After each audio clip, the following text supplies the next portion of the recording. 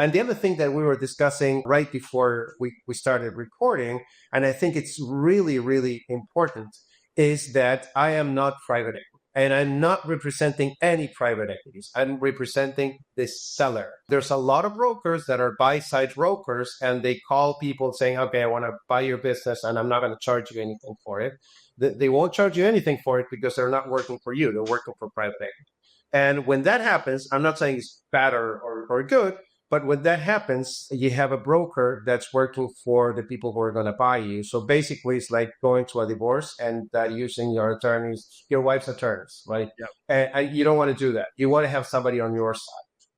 That's a really great point. I love. Can you expand on that? Because once again, there's enough to just unpack with that to really that's a huge thing that I didn't know about you and didn't even understand, because this is all a lot of education for me too, because I did not go that route. Let's talk about that, buy side broker. That seems like what I hear is the majority of transactions or people that are actually reaching out to roofing businesses. Yeah. They have a really wide net for marketing, and they do research. They have people who just research businesses and then reach out and do that kind of transaction.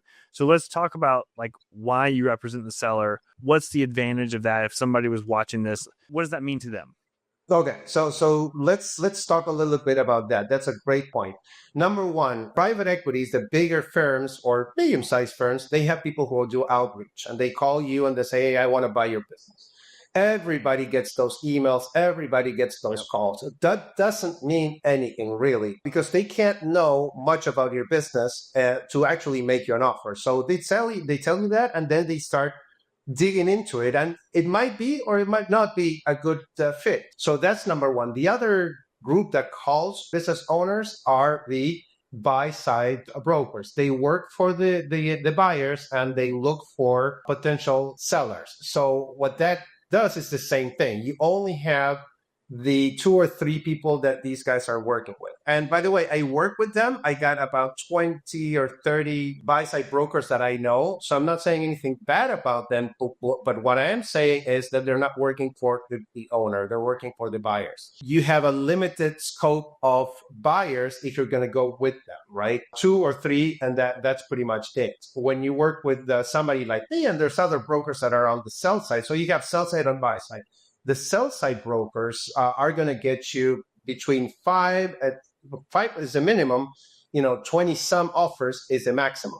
So you're not working in a small group that wants to acquire you. You are on the driver's seats of selling your business. It's a completely different way of looking at it. You're not passive.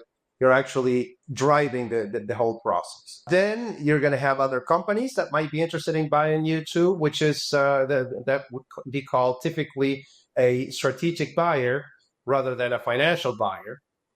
And then you have other people who are looking to buy businesses. So there's a whole bunch of different buyers and intermediaries out there.